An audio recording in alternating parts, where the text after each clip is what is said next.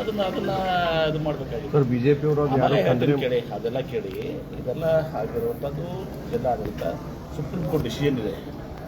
Supreme court ಅದು high court judge mostly ಹೇಳಿರ್ಬೇಕು ಜಸ್ಟಿಸ್ಗಳಲ್ಲಿ ಏನು ಹೇಳೋದ್ರೆ ಇದು ಡಿಸ್ಟ್ರಿಕ್ಟ್ ಅಡ್ಮಿನಿಸ್ಟ್ರೇಷನ್ ಮತ್ತು SP ಅನಾಹುತಾದ್ರೆ ನೀವೇ ಅಂತಿದ್ರೆ ಇಟ್ಟೆಲ್ಲ ಮಾಡಿದ್ರು, ಅವ್ರಿಗೆ ಪರವಾನಗಿ ಕೊಟ್ಟರು, ಗಲಾಟೆ ಆಯಿತು ಅಂತ ನೀವೇ ಹೈಲೈಟ್ ಮಾಡ್ತೀರಿ. ಅವಾಗ ಜಿಲ್ಲಾಧಿಕಾರಿಗಳನ್ನ ಪೊಲೀಸರನ್ನ ನೀವೇ ಟೀಕೆ ಮಾಡ್ತಿದ್ರೆ ಮಾಧ್ಯಮರು ಮಾಡ್ತಿದ್ರೆ ಇಲ್ಲೋ ಏನಾರ ಆಗಿದ್ರೆ ಗಲಾಟೆ ಆಗಿದ್ರೆ ನಿರ್ಬಂಧನ ವಹಿಸಬೇಕಾಗಿತ್ತು, ಇದು ಮಾಡಬೇಕಾಗಿತ್ತು ಅಂತ ಅದಕ್ಕೆ ನನಗೇನು ಸಂಬಂಧ ಇಲ್ಲ. ಅದು DC ಮತ್ತು SP ಮಾಡಿದ್ದಾರೆ. ಮತ್ತು ಇದಕ್ಕೆ ಹೆಚ್ಚಿಗೆ ಏನಾಗಿದೆ ಅಂದರೆ ಅಪೆಲ್ಡ್ ಮಾಡಿದ್ದಾರೆ ಹೈಕೋರ್ಟ್ನವರು. ಏನು ತೋರಿಸ್ತದೆ DC ಅವ್ರು ಮಾಡಿದ್ದು ಕರೆಕ್ಟ್ ಇದೆ ಅಂತ. ಮತ್ತು ನೀವು ಹೈಕೋರ್ಟ್ಗೆ ಮಾಡಿದ್ದನ್ನು ಪ್ರಶ್ನೆ ಮಾಡ್ತೀರಾ ನೀವು? ಸರ್ ಅವಾರ್ಡ್ಗೆ ಕ್ಷಮೆ ಕೇಳಬೇಕು. ಯಾರು ಹೇಳಿ ನನಗೆ ಯಾಕೆ ಹೇಳ್ತೀರಾ? ಅವ್ರಿಗೆ ಹೇಳಿ ಹೋಗಿ ಹೇಳಿ. ನಾನು ಹೇಳಿದ್ದೀನಿ ಕ್ಷಮೆ ಕೇಳಿದ್ರೆ ನಾನು ಅವ್ರ ಪಾದ ಮುಟ್ಟಿ ಮಾಡಿ ಕರ್ಕೊಂಡ್ಬರ್ತೀನಿ ಅಂತ ಹೇಳಿದ್ದೀನಿ. ನನಗೂ ಆತ್ಮೀಯರವರು, ಹಂಗಾಗಿ ನಿಮ್ಗೆ ಆತ್ಮೀಯರವರು ಸಿದ್ದೇಶ್ವರ ಸ್ವಾಮಿ ಅವರು ಶಿಷ್ಯರು, ನಾವು ಶಿಷ್ಯರು ಏನ್ರಿ. ನಾನೇ ಕರ್ಕೊಂಡ್ಬರ್ತೀನಿ ಅಂತ ಹೇಳಿದ್ದೀನಿ. ಕೈ ಮುಗಿದು ಪಾದ ಮುಟ್ಟಿ ಹೇಳ್ತೀನಿ ಅಂತ ಹೇಳಿದ್ದೀನಿ, ಕರ್ಬರ್ತೀನಿ ಅಂತ ಹೇಳಿದ್ದೀನಿ. ನಾನೇ ಹೋಗಿ ಕರ್ಕೊಂಡ್ಬರ್ತೀನಿ ಅಂತ ಹೇಳಿದ್ದೀನಿ. ಅವರು ದೊಡ್ಡವ್ರು ಹಾಕಿದ್ರು, ಕ್ಷಮೆ ಕೇಳಿದ್ರ ದೊಡ್ಡವ್ರು ಹಾಕಿದ್ರು. ಹೌದಾ? ಸಿದ್ದೇಶ್ವರ ಸ್ವಾಮಿಗಳು 50 ವರ್ಷಗಳ ಕಾಲ ಸುದೀರ್ಘ ಜೀವನ ಸಿದ್ದೇಶ್ವರ ಸ್ವಾಮೀಜಿಯವರು ಆಡು ಭಾಷೆಯಲ್ಲಿ ಪ್ರವಚನ ಮಾಡಿದ್ರು. ಯಾವ ಭಾಷೆಯಲ್ಲಿ ಮಾಡ್ತಿದ್ರು? ಸಿದ್ದೇಶ್ವರ ಸ್ವಾಮೀಜಿಯವರು ಯಾವ ಭಾಷೆ ಇದನ್ನು ಮಾಡ್ತಿದ್ರು? ಆಡು ಭಾಷೆಯಲ್ಲೇ ಪ್ರವಚನ ಮಾಡ್ತಾ ಇದ್ರು. ಸಿದ್ದೇಶ್ವರ ಸ್ವಾಮೀಜಿಯವರು ಅಂದ್ರೆ ಬಳಸಿದಾರೆ ಅದನ್ನ. ಅದು ಆಡು ಭಾಷೆ ಅಲ್ವಾ? ಅದನ್ನ ಯಾಕೆ ಕಲಿಲ್ಲ ಇವರು? ಸಿದ್ದೇಶ್ವರ ಸ್ವಾಮೀಜಿಯವರ ಶಿಷ್ಯರು ನಾವು, ಅವರ ಆಡು ಭಾಷೆ ಕಲಿಬೇಕಾಗಿತ್ತಲ್ಲ. ನಾನು ಬಿಡಿ, ನಾವು ರಾಜಕೀಯ ಮಂದಿ. ಸ್ವಾಮಿಗಳು ಸಿದ್ದೇಶ್ವರ ಸ್ವಾಮೀಜಿಯವರು ಆಡು ಭಾಷೆ ಕಲಿಬೇಕಾಗಿತ್ತೋ ಇಲ್ಲೋ? ಹೌದೋ ಇಲ್ಲೋ? ಕಲಿಬೇಕಾಗಿತ್ತಲ್ಲ.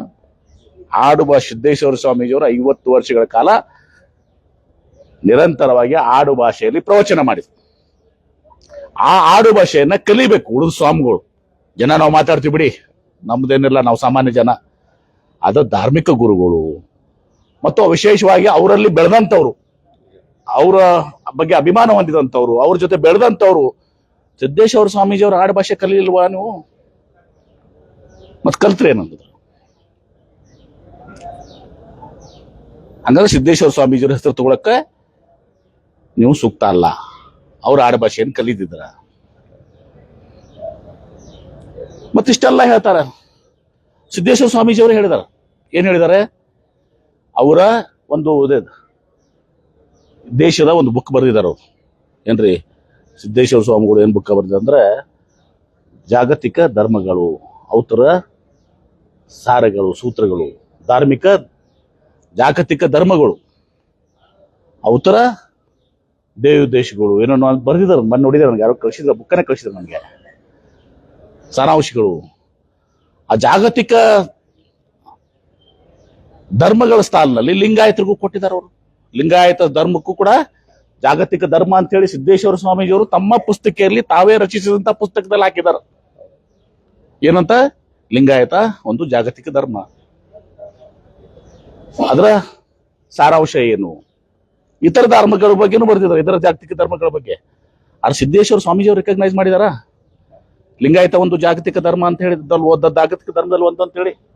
ಅದರ ದೇಶಗಳೇನು, ಸಾರಾಂಶಗಳೇನು ಅಂತ ಹೇಳಿ ಶೇರ್ ಮಾಡ್ತೀನಿ, ಕಳಿಸ್ತೀನಿ ನಿಮ್ಗೆ. ಅದನ್ನ ಕಳಿಸ್ತೀನಿ, ಅದನ್ನ ಬೇಕಾದ್ರೆ ಒಂದು ಬುಕ್ಕನ್ನೇ ಕಳಿಸ್ತೀನಿ ನಿಮ್ಗೆ ಎಲ್ಲರಿಗೂ. ಮತ್ತು ಸಿದ್ದೇಶ್ವರ ಸ್ವಾಮೀಜಿಯವರು ಅವ್ರಿಗೂ ಬೈತೀರಾ ಆಡು ಭಾಷೆದಾಗ? ಸಿದ್ದೇಶ್ವರ ಸ್ವಾಮೀಜಿಯವ್ರಿಗೂ ಆಡು ಭಾಷೆ ಬೈತೀರಾ?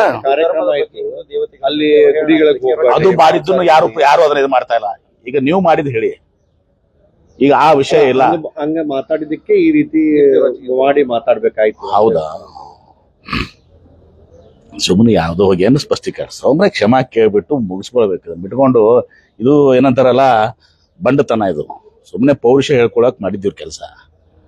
ನನಗೂ ಏಕವಚನದಾಗ ಮಾತಾಡಿದಾರೆ ಮನೆ ನೋಡಿದೆ. ನಾನು ಯಾವುದೋ ಒಂದು TV ಚಾನಲ್ದಾಗ ಏಕವಚನ MP ಪಾಟೀಲ ನನಗೂ ಬರ್ತದ ಮಾತಾಡಕ. ನಾನು ಅನ್ಬೋದಲ್ಲ ಏಕವಚನದಾಗ? ಬರ್ತೈತೆ ಇಲ್ಲೋ? ನನಗೂ ಆಡು ಭಾಷೆ ಬರ್ತೈತೆ ಇಲ್ಲೋ?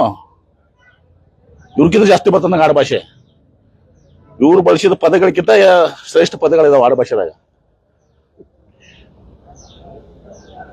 ಹೇಳಂದ್ರೆ ಹೇಳ್ತೇನೆ, ಮತ್ತೆ ಬಳಸ್ತೇನೆ. ನನ್ನ ಬಗ್ಗೆನೂ ಏಕವಚನದಿಂದ ಮಾತಾಡಿದ. ಮೊನ್ನೆ MP ಪಾಟೀಲ ಅವನೇ ಮಾಡ್ಯಾನ, ಇವನೇ ಮಾಡ್ಯಾನ. ಏನದು? I am a minister, I am a this one.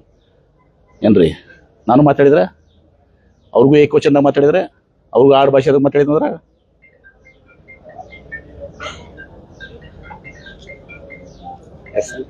ಹೆಚ್ಚಿನ ವಿಡಿಯೋಗಳಿಗೆ ಪ್ರತಿಧ್ವನಿ ಯೂಟ್ಯೂಬ್ ಚಾನೆಲ್ ಸಬ್ಸ್ಕ್ರೈಬ್ ಮಾಡಿ, ಬೆಲ್ ಐಕಾನ್ ಕ್ಲಿಕ್ ಮಾಡಿ.